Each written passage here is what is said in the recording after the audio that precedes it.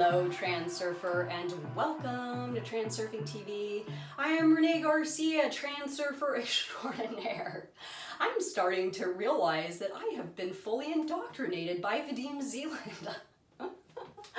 If anybody's been hooked by the transurfing pendulum, it's been me. My God, I'm like a host body, but I love it, and my reality's good, and I'm benefiting, so it's definitely a pendulum that I am interested in continuing to do business with. With that, today is one of our 78 days of practical transurfing, day 69, Idealization. I have no idea what this is about, but we are about to find out. Remember to comment below, my world is taking care of me, and like this video if you would like to enter my daily giveaway. And for those of you that are interested in taking your reality transurfing practice to the next level, Reality 2.0 down below, teachable course, brand new, and it is lit. So with that, I will get started. Day 69, Idealization. Let's see what he's got for us today.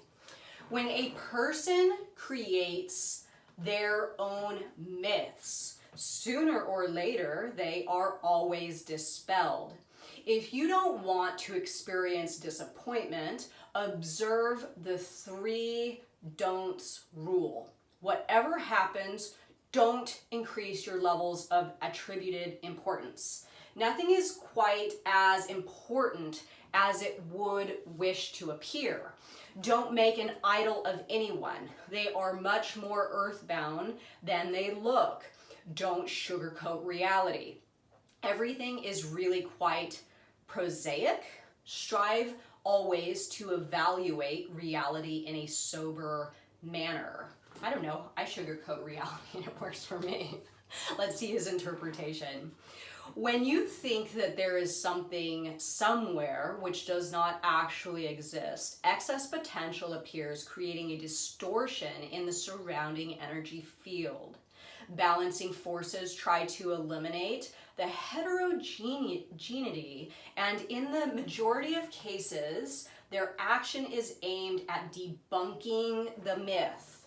For example, a young, romantic, dreamy lad imagines the object of his love to be an angel of pure beauty. In reality, it turns out that she is a very down-to-earth young lady who loves her fun and is not remotely inclined to share the tragic dreaming of the starry-eyed youth. Or a woman paints a mental portrait of her ideal husband. The firmer her belief that he should be exactly as she has pictured him, the more powerful the excess potential that is created. Only a character with completely the opposite qualities can discharge it, and vice versa.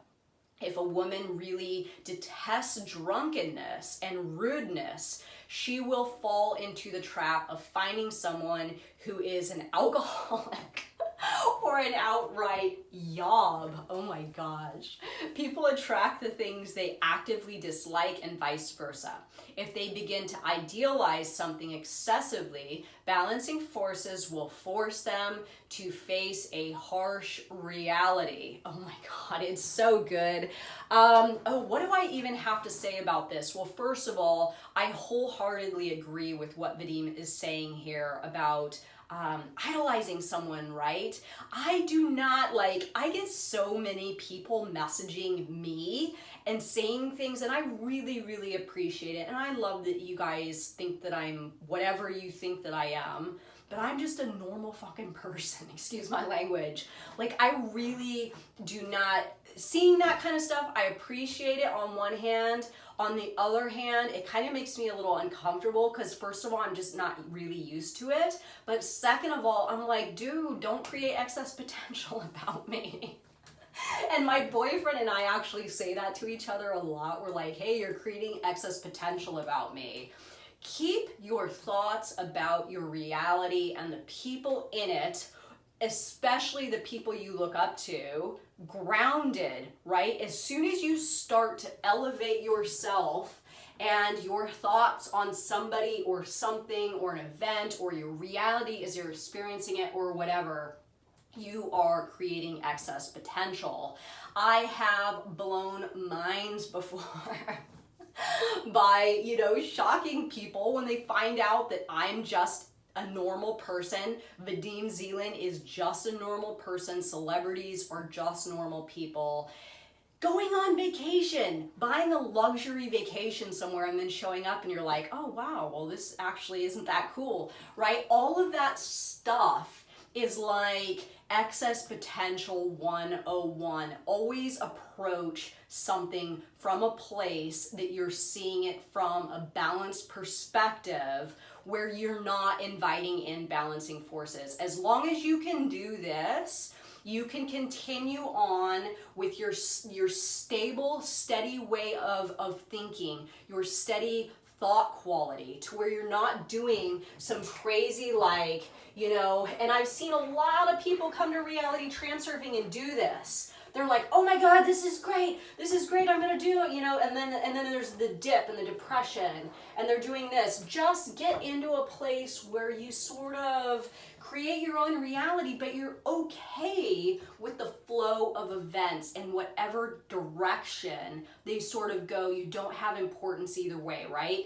You don't have importance on something being overtly good, and you don't have importance on something not playing out in the manner that you intend, and then needing to rectify it immediately and having importance on that part of your reality performing in a way that is up to your expectation. This is all excess potential stuff. So I can't even really remember what the original lesson was about, but I hope I broke it down for you guys.